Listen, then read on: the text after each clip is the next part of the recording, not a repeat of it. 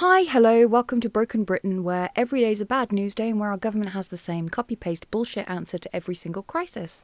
Now, if you're wondering what their response has been over the past couple of days, well, it's been exactly as expected. So we've heard, our thoughts are with the victims and the families at this time. Please don't speculate, you might hurt somebody's feelings. And what was the last one? Oh, we could try and learn from this and possibly try to help protect the public. You believe any of that? Because I sure as hell don't. So, this video is a bit late. I've had internet issues all day due to the storm outside. It's working at the moment. Hopefully it'll still be working enough for me to be able to upload this tonight. Let's hope so. So, let's get into the story. There have been some updates in regards to the knife attack on the train, and that is that there were other crimes earlier on in a couple of days prior. And it's infuriating when you get into the details. So, right, yes, it has been released that the man has mental health issues, and yes, he was known by local authorities. So exactly the same circumstances as that of the Southport killer. Isn't that convenient? So, moment knifeman who hurt 11 people in Huntingdon train rampage storms barbershop moments after stabbing a 14-year-old boy. And yes, it does get worse. And you'll know when I get there. This is the moment a man, believed to be the Huntingdon train attack suspect, stormed into a Peterborough barbershop with a knife, as police investigate whether he stabbed a 14-year-old boy just minutes before. Anthony Williams, 32 of Peterborough, appeared at Peterborough Magistrates Court today, charged with 11 counts of attempted murder in connection with a knife attack on board an Elna train and another in East London on November 1st. CCTV footage, exclusively obtained by the Daily Mail, allegedly shows a man, believed to be Williams, entering Ritzy Barber in Fletton, Peterborough, on Friday evening at 7:14 p.m, minutes after police were called to the stabbing of a 14-year-old in the city centre. Now, it's this next paragraph that might make you angry if you haven't already heard. Barbershop staff then called police around 90 minutes after he left, but Cambridgeshire Constabulary did not send officers. Instead, they asked the shop to upload the CCTV footage online. So it seems that it's not just burglaries that they're not responding to now, it's people with knives. Isn't that fun to hear? Don't you just feel, ooh, like the police and the government really have your fucking back? Sorry about the swearing. Barber Cody Green, 23, told the Daily Mail that the same man returned to the shop at 9:25 a.m. on Saturday, November 1st. Police were called again, but by the time they arrived, the man had left.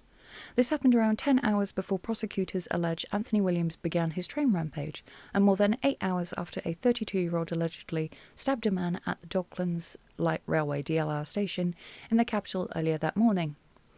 Police have today launched a probe to establish whether the 3 incidents in the city before the alleged rampage are linked, and are facing accusations that they could have thwarted the attack had they acted quicker, or even showed up, to be perfectly honest. Even though we called the police, I feel guilty because it could have been prevented if action had been taken, Mr. Green said. They have cameras everywhere. They, the police, have seen what this guy looks like. He has then walked past the shop again. The train attack, definitely could have been prevented. Cambridgeshire Constabulary says it's aware of the incidents and is reviewing others around the same time to understand if other offences were committed. The Home Secretary vowed today that questions about the attack will be answered. I'm sure they will be. I've just had enough, right? So over the past few days, I've seen a lot of discussion online with people discussing whether or not if just one person on that train had had perhaps pepper spray on them, whether or not there would have been less victims. And I cannot help but agree with them. We are sitting ducks in this country. We've got no way of protecting ourselves. We're not allowed to protect ourselves. We aren't even allowed to carry a tiny, tiny little pocket knife. Not even just to protect ourselves. We're not allowed to carry them anyway. I know that you can have one if you've got a good enough excuse, but the police decide whether or not your excuse is good enough.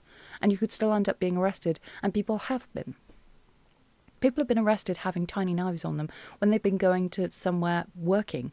So I don't know, I've just had enough.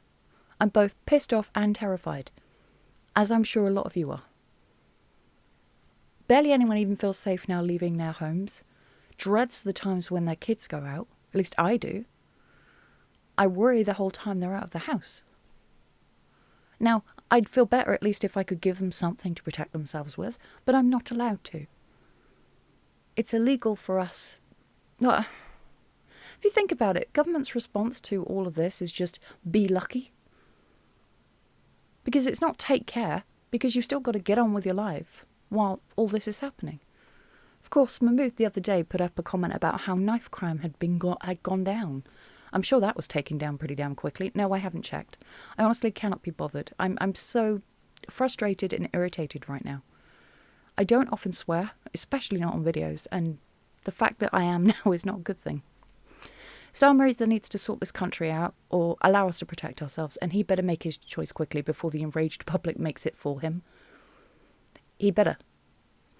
I was reminded when I was online earlier of a quote by Maggie Thatcher that was being quoted at Starmer, which was that if the government cannot protect its people and their property from violence, vandalism and theft, then there's little point in having a government. And I'll be honest, I'm not seeing the point of them at the moment. In fact, the only thing that they seem that concerned about at the moment is digital ID. Sorry to bring that up right now, but it did occur to me, and I did kind of want to make a joke about it, that I'm sure the only thing about all of this that's irritated Starmer is the fact that someone's probably told him not to post anything about it for the next few days because it might really tip the scales. Although I am sure they're probably thinking of a way where they're able to say how that will protect us from violence. Oh, there wouldn't be as much crime if we had digital ID. It's a bit like how there won't be as much crime when we put up the facial recognition cameras everywhere. Didn't work, did it? Everybody just started wearing masks. I'm just annoyed. And it wouldn't be so bad if our government actually attempted to solve the problem, but they don't. They don't do anything. Because for them, it's not a problem. For them, if they have to call the police over something, the police are there like that. But not for us. I'm very much reminded of the couple of lines in one of Tom MacDonald's songs. Ring for a pizza in the police and see which one reaches you first. I'm sorry, but Just Eat has much better response time than the police does. That is if the police show up at all. I at least used to think they'd show up for serious crime, but if they're not showing up to a guy in a store with a knife... No, I hate to rag on the police, I really do, because I know that they are understaffed and underfunded. But if they cannot do their job, if they cannot respond, if they are so overwhelmed, then isn't it time that we got our army on the streets? And our navy to patrol our shores? Just a thought. Because we're quite happy to send our military off to patrol streets in other countries. So why not ours? I'm going to end the video here because I'm kind of concerned that the internet's probably going to shut off. Maybe the power as well with how things are outside, and I won't have time to upload this. So yeah. I'm sure you're probably just as irritated and angry as I am. Oh, quick warning to people. I've seen that comments are being deleted. It's not me. YouTube does not like certain words and phrases, and if you put anything up which contains their list of blocked words, it's removed.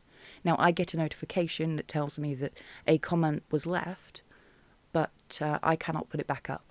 So, just giving you the heads up, because I'm sure that everyone's going to be furious. Anyway, I love you all very much. I'm going to say take care, although I'll be perfectly honest, a bit like the government just shrugging and, well, implying that we've all just got to be lucky, I guess. So, I love you all. Please take care, and I shall see you all in the next video. Bye-bye.